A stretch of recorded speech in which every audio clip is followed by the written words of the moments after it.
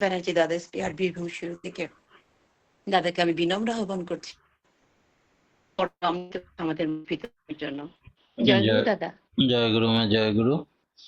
পরম প্রেমময় পরম দয়াল আগে শ্রী দাদা। শ্রী ঠাকুরের রাঙারাতুল চরণে, পরম আরাধ্যা জগজ্জননীর রাঙারাতুল চরণে, পরম পূজ্য পাদ শ্রী শ্রী বর্ধার রাঙারাতুল চরণে, তথা বর্তমান আচার্য দেবের রাঙারাতুল চরণে এবং অবিনবাবুর রাঙারাতুল চরণে অসংখ্য কোটি প্রণাম নিবেদন করি। আজ অনলাইনে যুক্ত অমৃত পথযাত্রী দাদা ও মায়েদের যথাযোগ্য স্থানে এবং পবিত্র পাঞ্জাধারী কর্মীবৃন্দের যথাযোগ্য স্থানে আমার সশ্রদ্ধর আনন্দিত জয়গুরু ও প্রণাম জানাই। শ্রী শ্রী ঠাকুর, যিনি কোনো বিষয় সম্বন্ধেই বলতে বাকি রাখেননি। আজকে পবিত্র রাস পূর্ণিমা। রাস পূর্ণিমার সম্বন্ধেও ঠাকুর এই সৎনাম এবং রাধা তত্ত্বের ব্যাখ্যা দিয়েছেন। আমরা পৌরাণিক ভাগবতের কথাও বলবো, তার সঙ্গে বর্তমান যুগ পুরুষোত্তম লেটেস্ট অবতার গুরুর গুরু শ্রেষ্ঠ গুরু তিনি কি বলছেন তার ব্যাখ্যাও শুনব। শ্রী ঠাকুর বলছেন, শুনেছি ভাগবতে রাধা বলে কোনো গোপিনী নেই। আমি বুঝি রাধা মানে সেরা সৃষ্টি, রচয়িতা শক্তি। শব্দের থেকেই সব কাতর রকমের শব্দ শোনা যায়। ওং অনুভূতির পূর্বে দারুণ বোম বোম বোম আওয়াজ শোনা যায়। এই দুনিয়াটা যেন ফেটে চৌচির হয়ে যাচ্ছে। রাধা শক্তি সর্বশ্রেষ্ঠ শক্তি, কিছু থাকবে না, সব ধ্বংস হয়ে যাবে, সত্তাকে বিলুপ্ত করে দেবে। এমন শব্দ সব যেন টুকরো টুকরো করে রেণু রেণু করে উড়ে যাবে। সে কি ভীষণ অবস্থা! ভয় বলি, সত্তার ভয় কি তখন বোঝা যায়। সত্তা বুঝি এই মুহূর্তে গুড়িয়ে দিল, তখন বোঝা যায় দয়ালের দয়া। সেই দয়ায় টিকে আছি আমরা এই দুনিয়ায়। ওং অনুসন্ধানে রং আসে, রং মনোনিবেশ করলে পিকলু বাঁশির মতো শব্দ শোনা যায়। দোল আসে, এক অবস্থায় মোশন, গতি এবং বিরতি এবং সেন্সেশন, এটা বোধ হয়। স্বামীর অনুভূতি হয় টু অ্যান্ড ফ্রো, একবার সামনে একবার পিছনে, এমনতর বোধ হয়। ইলেকট্রিক ব্যাটারির গাড়ি যেমন শব্দ ছাড়াই স্টার্ট নিয়ে নেয়, ভেতরে তেমনি রাধা নাম জপতে থাকলে এক ধরনের এনার্জি আসে, যা উপর থেকে বহিঃপ্রকাশ হয় না। রাধা এরকম সত্তা দিয়ে মানুষকে তৈরি করে রাখে, জাগ্রত করে রাখে, কর্মক্ষম করে রাখে, অ্যাক্টিভ করে রাখে। শেষ দিকে আসে একটা পরম শান্ত অবস্থা। আমাদের এই সৎনাম সৎমন্ত্রের বীজ স্বরূপ, সব বীজের সত্তা হলো এই রাধা কম্পন। আর এই কম্পনের গঠনতন্ত্র অনুভব করা যায়। এই নামের মধ্যে রেডিওর যেমন শর্ট ওয়েভ, মিডিয়াম ওয়েভ, নানা ওয়েভ আছে, তেমনি অনুভূতির রাজ্যেও এইরকম সব আছে। এগুলি ফালতু কথা নয়, এগুলি সত্তা আছে। যে সাধন ভজন করে সে বুঝতে পারে। হ্রিং ক্লিং ইত্যাদি শব্দে স্তরে স্তরে কত শব্দ, তার সঙ্গে সঙ্গে জ্যোতি ভেসে ওঠে। আর একটা কথা, পরীক্ষা করতে গেলে সদ্গুরুকে ধরতে হবে আগে। কামনা বাসনা নিয়ে তাকে পাওয়া যায় না, কামনা ত্যাগ করে ধরলে তখন তাকে পাওয়া যায়। কামনা দিয়ে তাকে যুক্ত হতে গেলে কামনার সঙ্গে যুক্ত হতে হবে, তাই যুক্ত হতে পারি না, নিষ্কামের কথা ভাবতে হয়। তার মানেই গুরুই আমার একমাত্র কাম্য হবেন, আর কোনো কামনা বাসনা পৃথক ভাবে থাকবে না। আলোচনা প্রসঙ্গের 15 খণ্ডে ঠাকুর কথা বলছেন। রাসলীলা প্রসঙ্গে আবার বলছেন দিব্য বাণীতে। শ্রী শ্রী ঠাকুর অনুকূল চন্দ্রের মতে রাসলীলা ভগবানের সাথে ভক্তের কেন্দ্রায়িত ছন্দায়িত নিত্যলীলার প্রদর্শনী। এই কেন্দ্রায়িত চলন একটা অ্যাটমের মধ্যে আছে। রাসলীলা যেন অ্যাটমের মধ্যেকার নিত্য গতিশীলতা ও সুকেন্দ্রিক অনুচলনার প্রতীক। রাস মানে ধ্বনি, ধ্বনিতে বিহার করেন তিনি। তিনি রাসবিহারী। শব্দযোগে তার অবস্থান। শ্রী শ্রী ঠাকুর তার লীলা সঙ্গী অশ্বিনীদাকে বলেছিলেন, ভাগবত একটা আধ্যাত্মিক ব্যাখ্যা লিখতে পারেন। লোকে প্রকৃত ভাবটা হারিয়ে ফেলে, কেবল লীলার কথা ভাবে। রূপকের দিকটা নিয়ে বেছে নিয়ে মুখে মুখে নিত্য বৃন্দাবন, নিত্য লীলা, নিত্য রাস, কিন্তু তার ভেদ জানেন কজন? সেটা সাধারণত নিত্য বলে সেটাকে রূপক কথার একটা ছায়ার মতো কল্পনা করে রেখেছে। নিত্য মানে শুধু নাচ নয়, নিত্য মানে প্রত্যেক দিন, সদা সর্বদা। এই রাধা নাম যারা জপে, অজপা নামে কররে নেশা, তারা সব সময় তার লীলা অনুভব করে, আনন্দে মাতোয়ারা হয়ে থাকে তাকে নিয়ে। কথার ব্যুৎপত্তিগত অর্থের দিকে দৃষ্টি করলেও অনেকটা বোঝা যায়। যেমন রাস মানে ধ্বনি, রাসবিহারী অর্থাৎ রাসে ধ্বনিতে বিহার করেন যিনি, তিনিই পরমেশ্বর পরমাত্মা, সত্তা স্বরূপ। ক্রিয়েশন, সৃষ্টির, সাউন্ড থিওরি, নাদ সিদ্ধান্ত, শব্দ ব্রহ্ম এসে পড়েছে। ধাতু, রাধ ধাতু অর্থে নিষ্পন্ন করা, রাধা অর্থাৎ যিনি সব নিষ্পন্ন করেন, সেই শক্তি। তিনি আবার রাজেশ্বরী। ব্রজ ধাতু থেকে গমন করা, গতিশীলা। ব্রজেশ্বরী রাধা অর্থাৎ সর্বশ্রেষ্ঠা গতিশীলা। নিষ্পন্নকারিণী শক্তি অর্থাৎ আদি শব্দ দ্বারা সাউন্ড, কারেন্ট, চৈতন্য ধারা, স্পিরিট কারেন্ট। শ্রীকৃষ্ণ নিত্যলীলা করেন, গোপীরা সেই আকর্ষণ রাজ্যের রসে ধ্বনিতে আকৃষ্ট হয়ে তার দিকে ছুটতে থাকে। জীব জগৎ তার দিকে সকলেই ছোটে। একটু অভ্যাস করলেই ভগবতের এই লীলা প্রত্যেক জীবনে অনুভব করা যায়, এবং তিনি প্রত্যেক ঘটে ঘটে প্রত্যেক ভক্তকে ধরা দেন। রাসলীলা, রাস পূর্ণিমার শ্রদ্ধার্ঘ সম্বন্ধে শ্রী শ্রী ঠাকুর বলছেন, রাসলীলা শ্রীকৃষ্ণের বৃন্দাবন লীলায় বর্ণিত আছে শ্রীমদ্ ভাগবতের দশম স্কন্ধে রাস পঞ্চ অধ্যায়ে। পণ্ডিতদের মতে শ্রীকৃষ্ণের বয়স তখন 11 থেকে 13 বৎসর। এক কার্তিক পূর্ণিমার রাতে নিধুবনে কিশোর কৃষ্ণ আপন মনে বাঁশি বাজিয়েছিলেন। বংশীধ্বনির ভুবন মোহিনীর সুরে আকৃষ্ট হয়ে ব্রজগোপীরা একে একে সমাবেত হন কৃষ্ণের সান্নিধ্যে। শ্রীকৃষ্ণ তাদের ঘরে ফিরে যেতে বলেন, কিন্তু গোপীরা কিছুতেই রাজি হন না। অবশেষে শ্রীকৃষ্ণ গোপীদের আবেগ স্টানক লীলায়িত ছন্দে নিয়ন্ত্রিত করেন। শ্রীকৃষ্ণকে ঘিরে অত্যানন্দ নৃত্যে বিভোর হয়ে যান গোপীরা। বাঁশির আহত নাদ ধ্বনির মাধ্যমে অনাহত নাদের বীজ প্রবিষ্ট করেন গোপীদের অন্তর্জগতের আনন্দময় কোষে কোষে, জাগিয়ে তোলেন অন্তর্নিহিত আহ্লাদিনী শক্তি। আরাধ্যা শক্তি রাধা শক্তিতে পরিণত হয়। অথচ বেশিরভাগ কৃষ্ণ ভক্তগণ রাসলীলার নামে শ্রীকৃষ্ণকে মানবী রাধার সঙ্গে যুগলবন্দি করে শ্রীকৃষ্ণকে পরকীয়া কামক রূপে চিহ্নিত করেছেন। পার্থ সারথী পুরুষোত্তম শ্রী শ্রী ঠাকুরকে অবমূল্যায়ন করে অবমাননা করা হয়েছে, পুরুষোত্তম চরিত্রকে অপমান করা হয়েছে। এটা এক ধরনের পাপ, এই পাপের কোনো প্রায়শ্চিত্ত নেই। শ্রী শ্রী ঠাকুর আরো বলছেন, রাস পূর্ণিমার শ্রদ্ধার্ঘ্য কিরকম? রাসলীলা শ্রীকৃষ্ণের বৃন্দাবন লীলায় বর্ণিত আছে। এক কার্তিক পূর্ণিমার রাতে নিধুবনে কিশোর কৃষ্ণ আপন মনে বাঁশি বাজাচ্ছিলেন। বংশীধারীর ভুবন মোহিনী সুরে আকৃষ্ট হয়ে ব্রজগোপীরা একে একে সমাবেত হন, কৃষ্ণ সান্নিধ্য লাভ করেন। শ্রীকৃষ্ণ ওদের ঘরে ফিরে যেতে বলেন, কিন্তু গোপীরা কিছুতেই রাজি হন না। অবশেষে শ্রীকৃষ্ণ গোপীদের আবেগ ইষ্টানুগ লীলায় ছন্দ নিয়ন্ত্রণ করেন। শ্রীকৃষ্ণকে ঘিরে আনন্দ নৃত্যে বিভোর হন গোপীরা।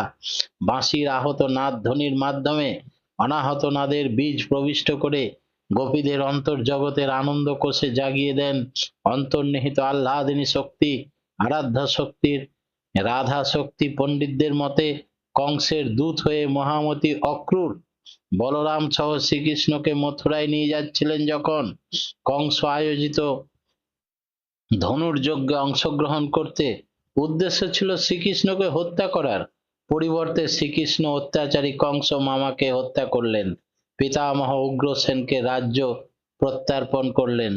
তারপর ঘোর অঙ্গিরসের সান্নিধ্যে পরাবিদ্যা এবং সান্ধ্যপনিক কাশ্যের সান্নিধ্যে অপরাবিদ্যা লাভ করলেন। পণ্ডিতদের এই সাক্ষ্য থেকে প্রমাণিত হয় ভগবান শ্রীকৃষ্ণ 11 থেকে 13 বছরের মধ্যে কংসকে বধ করেন, অথচ বেশিরভাগ কৃষ্ণ ভক্তগণ রাসলীলার নামে শ্রীকৃষ্ণর মানবী রাধার সাথে তুলনা করে প্রেমলীলার কথা ব্যাখ্যা করেন, যুগলবন্দি করে শ্রীকৃষ্ণকে পরকীয়া কামুক বলে চিহ্নিত করেছেন। এটা একটা মহাপাপ। শ্রী শ্রী ঠাকুরের মতে রাসলীলা ভগবানের সাথে ভক্তের কেন্দ্রায়িত ছন্দায়িত নিত্যলীলার প্রদর্শনী। এই কেন্দ্রায়িত চলন একটা অ্যাটমের মধ্যেও আছে। রাসলীলা যেমন অ্যাটমের মধ্যেকার নিত্য গতিশীলতা ও সুকেন্দ্রিক অনুচলনের প্রতীক, রাস মানে ধ্বনি, ধ্বনিতে বিহার করেন যিনি, তিনি রাসবিহারী। শব্দযোগেই তার অবস্থান। শ্রী শ্রী ঠাকুর তার লীলাসঙ্গী অশ্বিনীদাকে বলেছিলেন, ভাগবতের একটা আধ্যাত্মিক ব্যাখ্যা লিখতে পারেন, লোকে যেন প্রকৃত ভাবটা হারিয়ে না ফেলে। লীলা বা রূপকের একটা দিক আছে, মুখে বলে নিত্য বৃন্দাবন, নিত্যলীলা, নিত্যরাস, কিন্তু মনে ভেদ এনে দেয়। এটা কতজন জানে? সাধারণ নিত্য বলতে প্রত্যেক দিন সদা সর্বদা তাকে নিয়ে লীলায় মাতোয়ারা, ছায়ার মতো কল্পনা করে রাখতে হয়। কথার ব্যুৎপত্তি অর্থের দিকে দৃষ্টি রাখলেই তবুও বুঝতে পারে রাস মানে ধ্বনি বিহারী, অর্থাৎ রাসে ধ্বনিতে বিহারে বিহার করেন যিনি, তিনি বিহারী। শব্দ ব্রহ্ম, তাই রাধ ধাতু থেকে নিষ্পন্ন হয়েছে রাধা, অর্থাৎ তিনি সব নিষ্পন্ন করেন, সেই শক্তিতে মাতোয়ারা করে তোলেন যে রাধা নাম করতে থাকে সব সময়। তিনি ব্রজেশ্বরী, ব্রজ অর্থে গমন করা, গতিশীলা। ব্রজেশ্বরী রাধা সর্বশ্রেষ্ঠা গতিশীলা, নিষ্পাদনী শক্তি, অর্থাৎ আদি শক্তি, কারেন্ট সাউন্ড, চৈতন্য ধারা, স্পিরিট কারেন্ট। শ্রীকৃষ্ণ নিত্যলীলা করেছেন, গোপীরা সেই আকর্ষণ রাজ্যের রসে ধ্বনিতে আকৃষ্ট হয়ে তার দিকে ছুটেছেন, জীব জগৎ তার দিকে এগিয়ে যাচ্ছে। আর এই ভাগবত চেষ্টাতে মানুষের মাথা খুলে যায়, ব্রেন অ্যাক্টিভ হয়, আর মানুষ সেগুলো বাদ দিয়ে অমিয় বাণীর গ্রন্থে 29 অঘ্রায়ণ ঠাকুর এ কথা বলছেন 1324 সালে। আর সে কথা বাদ দিয়ে মানুষ শুরু করলো নিজের ইচ্ছা মতো রাসলীলার বর্ণনা দিতে, যাতে করে মানুষ সেটাকে মুখরোচক এবং রসময় ভেবে সেটাকে অধিক গ্রহণ করলো। আর তাতে দেশের কি হলো দশের কি হলো সেটা জানার দরকার নাই। কথামৃতে আছে, আজকে হচ্ছে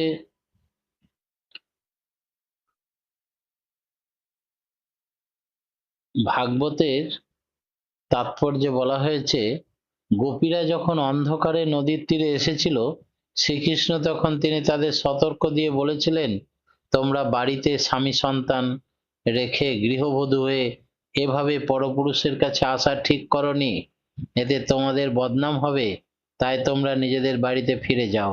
শুনে গোপীরা হেসে উত্তর দিয়ে বলেছিলেন, তোমাদের বাড়িতে স্বামী সন্তান রয়েছে, গৃহবধূ, তোমরা ফিরে যাও। শুনে গোপীরা হেসে বলেছিলেন, হে কৃষ্ণ, তুমি এ কথা বলে আমাদের বোকা বানাতে পারবে না। আমরা জানি যে তুমি স্বয়ং ভগবান, আর স্বামী সন্তানকে ছেড়ে ঈশ্বরের কাছে আসা কোনো অপরাধ নয়। কথার মধ্যে আছে, ঋষি বনের মধ্যে দীর্ঘকাল তপস্যা করেছিলেন জ্ঞান মার্গে, তখন সময় ছিল শ্রীরামচন্দ্রের। তাই ঋষিরা তাকে দেখলেন, আশীর্বাদ পেলেন, এই জ্ঞানের চক্ষু উন্মোচন হলো এবং তারা দেখতে পেলেন, জ্ঞানের উপলব্ধি করার পর পরজন্মে ভক্তির উচ্চতম মধুময় অনুভব যারা লাভ করলেন, পরজন্মে এই ঋষিরাই গোপী রূপে জন্মেছিলেন এবং সেই আধ্যাত্মিক অনুভূতি তাদের হয়েছিল রাসলীলায়। আর দেখা গেল প্রত্যেক গোপীর সাথে এক একজন শ্রীকৃষ্ণ, অর্থাৎ একটি শ্রীকৃষ্ণ ডান পাশে আবার বাঁ পাশে, অর্থাৎ প্রত্যেক সাধকই ঈশ্বরকে নিজের মতো করে পান। সাধক সেই রূপ যে রূপে চান, ঈশ্বর তার কাছে সেই রূপে ধরা দেন।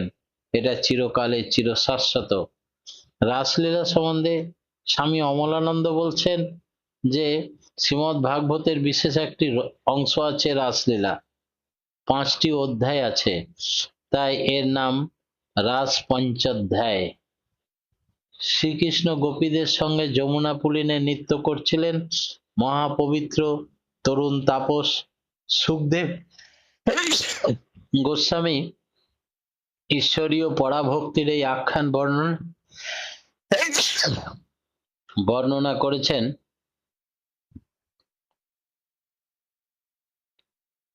কোনো অপবিত্র ভাব এই লীলার মধ্যে থাকতে পারে না।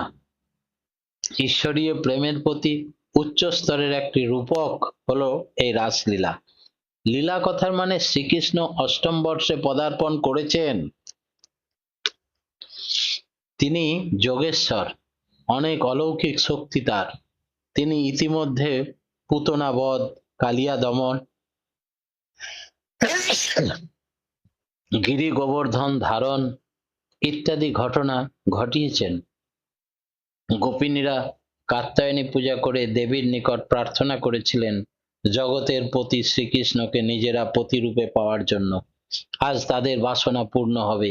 আজ পূর্ণিমা, অপরূপ শোভা হয়েছে যমুনা পুলিনে বিকশিত পদ্মের মতো অখণ্ড মণ্ডলাকারে। তিনি বিকশিত পদ্মের মতো সকলের মনে আনন্দ বিরাজ করিয়েছেন।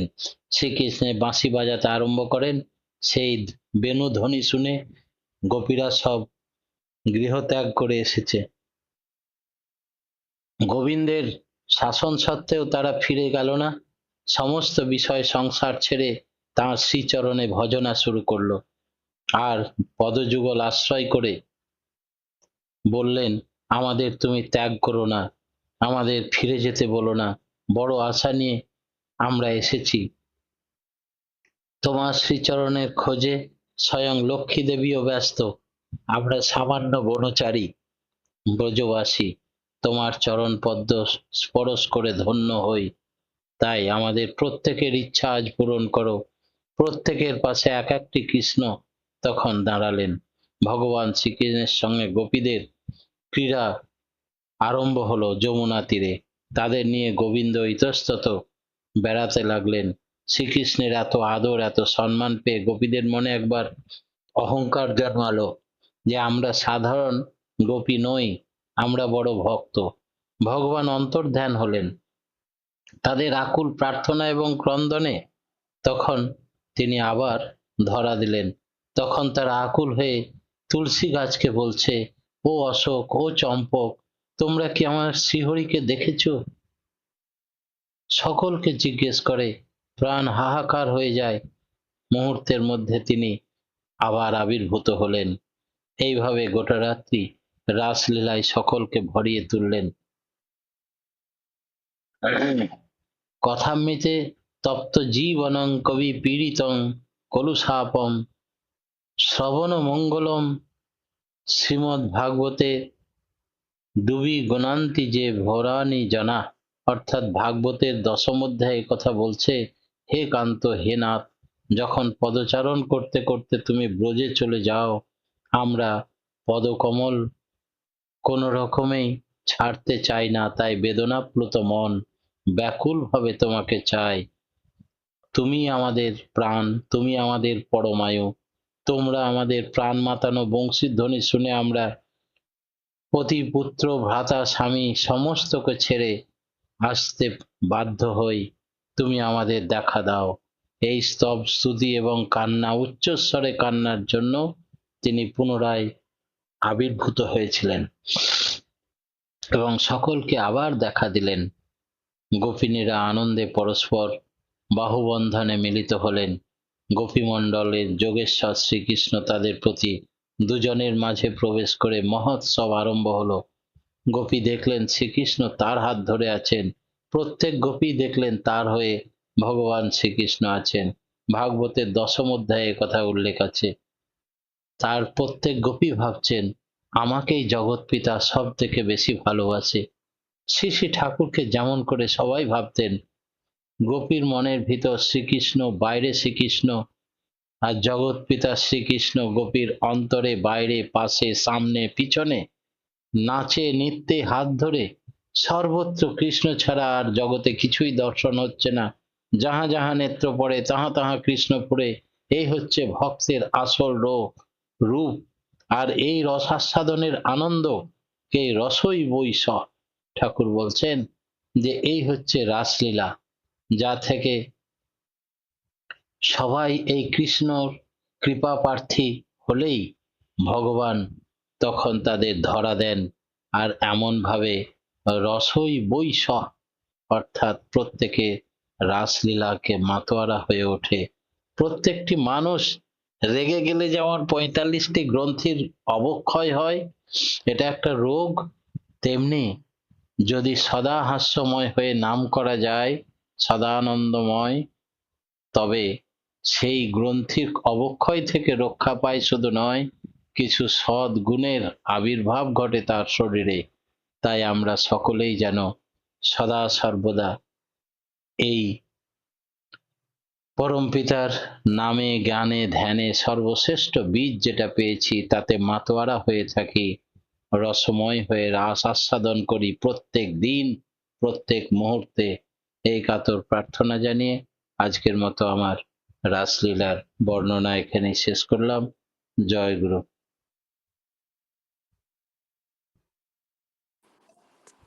জয় গুরু। জয়